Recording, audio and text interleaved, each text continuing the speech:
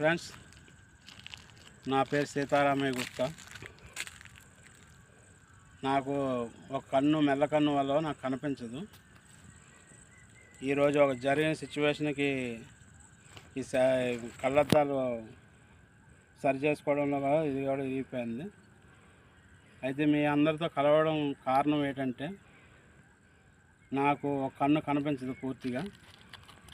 అది దానికి నేను ఇంతకుముందు ఒకసారి 2015లోని ఆ టైంలోనే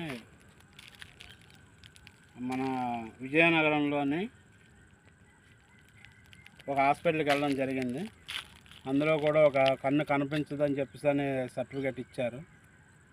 దీని తర్వాత పెన్షన్ చేసుకోవాలనే ఉద్దేశంతో నేను స్లాట్ బుక్ చేసుకొని ఒక సంవత్సరంన్నర నుంచి తిరగడం జరిగింది.